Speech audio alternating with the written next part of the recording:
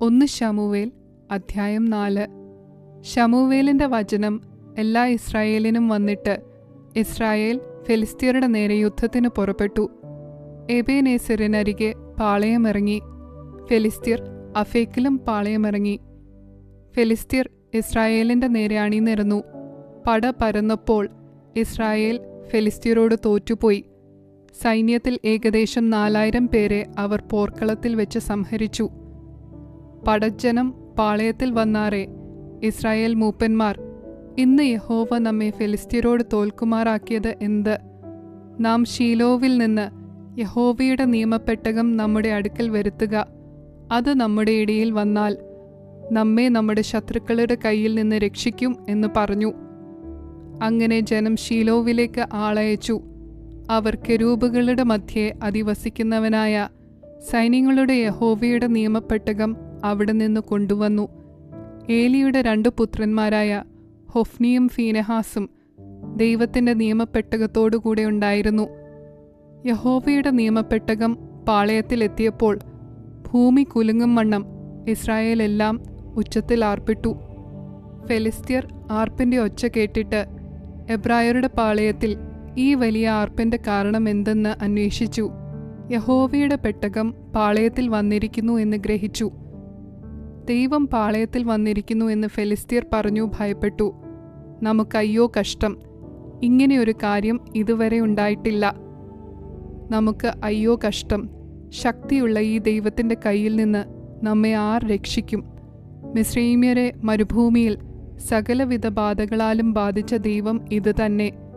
ഫെലിസ്ത്യരെ, ധൈര്യം പൂണ്ട് പുരുഷത്വം കാണിപ്പീൻ. എബ്രായർ നിങ്ങൾക്ക് ദാസന്മാരായിരുന്നതുപോലെ നിങ്ങൾ അവർക്കാകരുത്. പുരുഷത്വം കാണിച്ച് പൊരുതുവീൻ എന്ന് പറഞ്ഞു. അങ്ങനെ ഫെലിസ്ത്യർ പട തുടങ്ങിയപ്പോൾ ഇസ്രായേൽ തോറ്റു. ഓരോരുത്തൻ താന്താന്റെ വീട്ടിലേക്ക് ഓടി. ഇസ്രായേലിൽ 30,000 കാലാൾ വീണുപോകത്തക്കവണ്ണം ഒരു മഹാസംഹാരമുണ്ടായി. ദൈവത്തിന്റെ പെട്ടകം പിടിപ്പെട്ടു. ഏലിയുടെ 2 പുത്രന്മാരായ ഹൊഫ്നിയും ഫീനെഹാസും പട്ടുപോയി.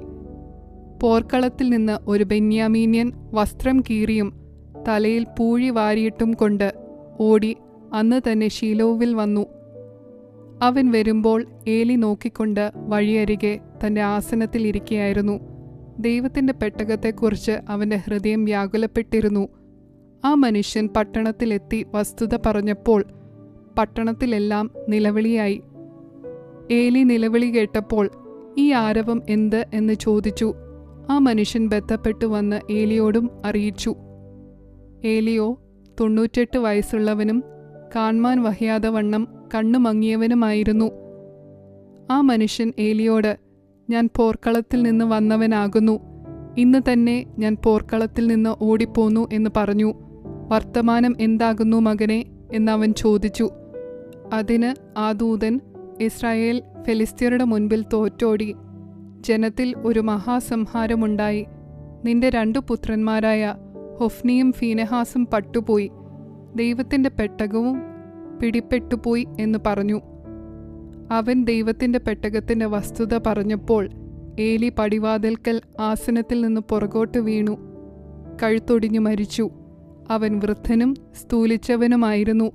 അവൻ 40 സംവത്സരം ഇസ്രായേലിന് ന്യായപാലനം ചെയ്തു.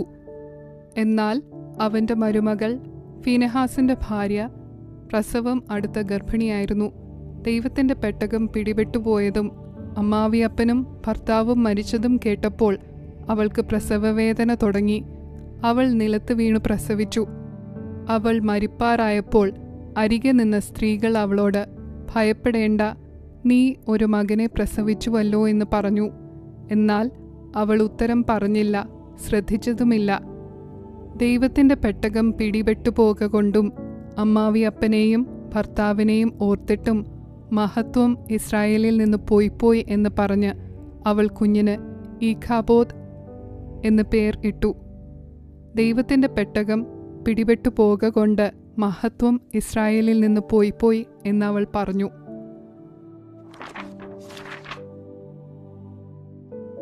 1 ശമൂവേൽ അധ്യായം 5. ഫെലിസ്ത്യർ ദൈവത്തിന്റെ പെട്ടകം എടുത്ത് അതിനെ എബേനേസരിൽ നിന്ന് അസ്തോദിലേക്ക് കൊണ്ടുപോയി. ഫെലിസ്ത്യർ ദൈവത്തിൻ്റെ പെട്ടകം എടുത്ത് ദാഗോന്റെ ക്ഷേത്രത്തിൽ കൊണ്ടുചെന്ന് ദാഗോന്റെ അരികെ വെച്ചു. പിറ്റേന്നാൾ രാവിലെ അസ്തോദ്യർ എഴുന്നേറ്റപ്പോൾ ദാഗോൻ യഹോവയുടെ പെട്ടകത്തിന്റെ മുൻപിൽ കവിണ്ണു വീണ് കിടക്കുന്നത് കണ്ടു. അവർ ദാഗോനെ എടുത്ത് വീണ്ടും അവന്റെ സ്ഥാനത്ത് നിർത്തി. പിറ്റേന്നാൾ രാവിലെ അവർ എഴുന്നേറ്റപ്പോൾ ദാഗോൻ യഹോവയുടെ പെട്ടകത്തിന്റെ മുൻപിൽ കവിണ്ണു വീണ് കിടക്കുന്നത് കണ്ടു. ദാഗോന്റെ തലയും അവന്റെ കൈപ്പത്തികളും ഉമ്മരപ്പടിമേൽ മുറിഞ്ഞു കിടന്നു. ദാഗോന്റെ ഉടൽ മാത്രം ശേഷിച്ചിരുന്നു. അതുകൊണ്ട് ദാഗോന്റെ പുരോഹിതന്മാരും ദാഗോന്റെ ക്ഷേത്രത്തിൽ കടക്കുന്നവരും അസ്തോദിൽ ദാഗോന്റെ ഉമ്മരപ്പടിമേൽ ഇന്നും ചവിട്ടുമാറില്ല.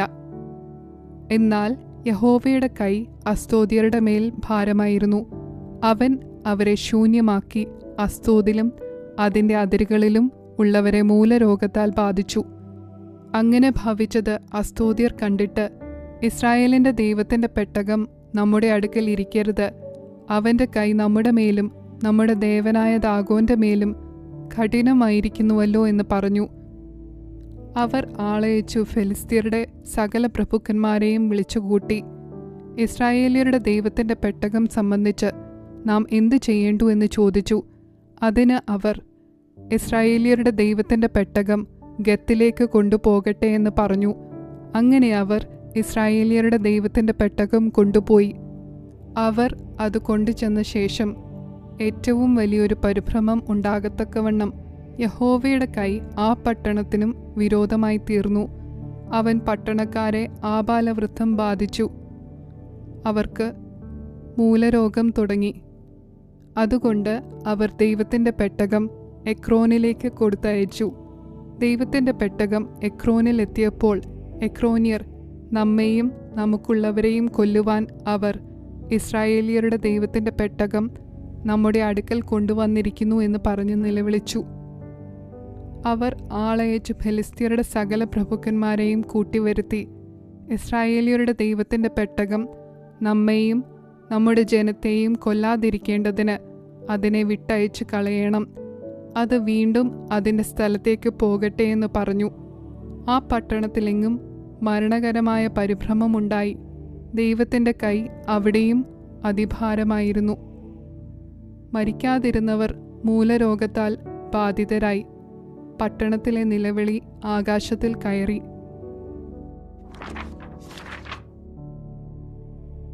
1 ശമൂവേൽ അധ്യായം 6. യഹോവയുടെ പെട്ടകം 7 മാസം ഫെലിസ്ത്യദേശത്തായിരുന്നു. എന്നാൽ ഫെലിസ്ത്യർ പുരോഹിതന്മാരെയും പ്രശ്നക്കാരെയും വരുത്തി, നാം യഹോവയുടെ പെട്ടകം സംബന്ധിച്ച് എന്തു ചെയ്യേണ്ടു, അതിനെ അതിൻ്റെ സ്ഥലത്തേക്ക് വിട്ടയക്കേണ്ടതെങ്ങനെ എന്ന് ഞങ്ങൾക്ക് പറഞ്ഞു തരുവീൻ എന്ന് ചോദിച്ചു. അതിന് അവർ, നിങ്ങൾ ഇസ്രായേലിയരുടെ ദൈവത്തിൻ്റെ പെട്ടകം വിട്ടയക്കുന്നു എങ്കിൽ വെറുതെ അയക്കാതെ ഒരു പ്രായശ്ചിത്തവും അവന് കൊടുത്തയക്കണം. അപ്പോൾ നിങ്ങൾക്ക് സൗഖ്യം വരും. അവൻ്റെ കൈ നിങ്ങളെ വിട്ട് നീങ്ങാതെ ഇരിക്കുന്നത് എന്ത് എന്ന് നിങ്ങൾക്കറിയാം എന്ന് പറഞ്ഞു. ഞങ്ങൾ അവന് കൊടുത്തയക്കേണ്ടുന്ന പ്രായശ്ചിത്തം എന്ത് എന്ന് ചോദിച്ചതിന് അവർ പറഞ്ഞത്, ഫെലിസ്ത്യ പ്രഭുക്കന്മാരുടെ എണ്ണത്തിനൊത്തവണ്ണം പൊന്നുകൊണ്ട് 5 മൂലക്കുരുവും പൊന്നുകൊണ്ട് 5 എലിയും തന്നെ. നിങ്ങൾക്കെല്ലാവർക്കും നിങ്ങളുടെ പ്രഭുക്കന്മാർക്കും ഒരേ ബാധയല്ലോ ഉണ്ടായിരുന്നത്. ആകയാൽ നിങ്ങൾ നിങ്ങളുടെ മൂലക്കുരുവിൻ്റെയും നിങ്ങളുടെ ദേശത്തെ ശൂന്യമാക്കുന്ന എലിയുടെയും പ്രതിമകൾ ഉണ്ടാക്കി ഇസ്രായേലിയരുടെ ദൈവത്തിന് തിരുമൂൽക്കാഴ്ച വയ്ക്കണം. പക്ഷേ അവൻ തൻ്റെ കൈ നിങ്ങളുടെ മേൽ നിന്നും നിങ്ങളുടെ ദേവന്മാരുടെ മേൽ നിന്നും നിങ്ങളുടെ ദേശത്തിന്മേൽ നിന്നും നീക്കും. മിസ്രയീമ്യരും ഫറവോനും തങ്ങളുടെ ഹൃദയത്തെ കഠിനമാക്കിയതുപോലെ നിങ്ങളുടെ ഹൃദയത്തെ കഠിനമാക്കുന്നത് എന്തിന്? അവരുടെ ഇടയിൽ അത്ഭുതം പ്രവർത്തിച്ച ശേഷമല്ലയോ അവർ അവരെ വിട്ടയക്കുകയും അവർ പോകുകയും ചെയ്തത്? ആകയാൽ നിങ്ങൾ ഇപ്പോൾ ഒരു പുതിയ വണ്ടി ഉണ്ടാക്കി നുകം വെച്ചിട്ടില്ലാത്ത കറവുള്ള 2 പശുക്കളെ കൊണ്ടുവന്ന് വണ്ടിക്ക് കെട്ടി അവയുടെ കിടാക്കളെ അവയുടെ അടുക്കൽ നിന്ന് വീട്ടിൽ മടക്കിക്കൊണ്ടു പോകുവീൻ. പിന്നെ യഹോവയുടെ പെട്ടകം എടുത്ത് വണ്ടിയിൽ വെപ്പീൻ. നിങ്ങൾ അവന് പ്രായശ്ചിത്തമായി കൊടുത്തയക്കുന്ന പൊന്നുരുപ്പടികളും ഒരു ചെല്ലത്തിൽ അതിനരികെ വെച്ച് അത് തനിച്ചു പോകുവാൻ വിടുവീൻ. പിന്നെ നോക്കുവീൻ, അത് ബേത്ത്ശേമെശിലേക്കുള്ള വഴിയായി സ്വദേശത്തേക്ക് പോകുന്നുവെങ്കിൽ അവൻ തന്നെയാകുന്നു നമുക്ക് ഈ വലിയ അനർത്ഥം വരുത്തിയത്. അല്ലെങ്കിൽ നമ്മെ ബാധിച്ചത് അവൻ്റെ കൈയല്ല, യദൃച്ഛയാ നമുക്ക് ഭവിച്ചതത്രേ എന്നറിഞ്ഞുകൊള്ളാം. അവർ അങ്ങനെ തന്നെ ചെയ്തു. കറവുള്ള 2 പശുക്കളെ വരുത്തി വണ്ടിക്ക് കെട്ടി അവയുടെ കിടാക്കളെ വീട്ടിലിട്ട് അടച്ചു. പിന്നെ അവർ യഹോവയുടെ പെട്ടകവും പൊന്നുകൊണ്ടുള്ള എലികളും മൂലക്കുരുവിൻ്റെ പ്രതിമകളും ഇട്ടിരുന്ന ചെല്ലവും വണ്ടിയിൽ വെച്ചു. ആ പശുക്കൾ നേരെ ബേത്ത്ശേമെശിലേക്കുള്ള വഴിക്ക് പോയി. അവ കരഞ്ഞും കൊണ്ട് വലത്തോട്ടോ ഇടത്തോട്ടോ മാറാതെ പെരുവഴിയിൽ കൂടി തന്നെ പോയി. ഫെലിസ്ത്യ പ്രഭുക്കന്മാരും ബേത്ത്ശേമെശിൻ്റെ അതിർവരെ പിന്നാലെ ചെന്നു. അന്നേരം ബേത്ത്ശേമെശ്യർ താഴ്വരയിൽ കോതമ്പ് കൊയ്യുകയായിരുന്നു. അവർ തലയുയർത്തി പെട്ടകം കണ്ടു. കണ്ടിട്ട് സന്തോഷിച്ചു. വണ്ടി ബേത്ത്ശേമെശ്യനായ യോശുവയുടെ വയലിൽ വന്നു നിന്നു. അവിടെ ഒരു വലിയ കല്ലുണ്ടായിരുന്നു. അവർ വണ്ടിയുടെ മരം വെട്ടിക്കീറി പശുക്കളെ യഹോവയ്ക്ക് ഹോമയാഗം കഴിച്ചു. ലേവ്യർ യഹോവയുടെ പെട്ടകവും പൊന്നുരുപ്പടികൾ ഉള്ള ചെല്ലവും ഇറക്കി ആ വലിയ കല്ലിന്മേൽ വെച്ചു. ബേത്ത്ശേമെശ്യർ അന്ന് യഹോവയ്ക്ക് ഹോമയാഗങ്ങളും ഹനനയാഗങ്ങളും അർപ്പിച്ചു. ഫെലിസ്ത്യ പ്രഭുക്കന്മാർ ഐവരും ഇത് കണ്ട ശേഷം അന്ന് തന്നെ എക്രോനിലേക്ക് മടങ്ങിപ്പോയി. ഫെലിസ്ത്യർ യഹോവയ്ക്ക് പ്രായശ്ചിത്തമായി കൊടുത്തയച്ച പൊന്നുകൊണ്ടുള്ള മൂലക്കുരുക്കൾ അസ്തോദിൻ്റെ പേർക്കൊന്ന്, ഗസയുടെ പേർക്കൊന്ന്, അസ്കാലോൻ്റെ പേർക്ക് ഒന്ന്, ഗത്തിൻ്റെ പേർക്കൊന്ന്, എക്രോൻ്റെ പേർക്കൊന്ന്, ഇങ്ങനെയായിരുന്നു. പൊന്നുകൊണ്ടുള്ള എലികൾ ഉറപ്പുള്ള പട്ടണങ്ങളും നാട്ടുപുറങ്ങളിലെ ഗ്രാമങ്ങളുമായി 5 പ്രഭുക്കന്മാർക്കുള്ള സകല ഫെലിസ്ത്യ പട്ടണങ്ങളുടെയും എണ്ണത്തിനൊത്തവണ്ണം ആയിരുന്നു. അവർ യഹോവയുടെ പെട്ടകം ഇറക്കി വെച്ച വലിയ കല്ല് ബേത്ത്ശേമെശ്യനായ യോശുവയുടെ വയലിൽ ഇന്ന് വരെയുമുണ്ട്. ബേത്ത്ശേമെശ്യർ യഹോവയുടെ പെട്ടകത്തിൽ നോക്കുക കൊണ്ട് അവൻ അവരെ സംഹരിച്ചു. അവൻ ജനത്തിൽ 50,070 പേരെ സംഹരിച്ചു. ഇങ്ങനെ യഹോവ ജനത്തിൽ ഒരു മഹാസംഹാരം ചെയ്തതുകൊണ്ട് ജനം വിലപിച്ചു. ഈ പരിശുദ്ധ ദൈവമായ യഹോവയുടെ മുൻപാകെ നിൽപ്പാൻ ആർക്ക് കഴിയും? അവൻ ഞങ്ങളെ വിട്ട് ആരുടെ അടുക്കൽ പോകും എന്ന് ബേത്ത്ശേമെശ്യർ പറഞ്ഞു. അവർ കിര്യത്ത് യെയാരീം നിവാസികളുടെ അടുക്കൽ ദൂതന്മാരെ അയച്ചു.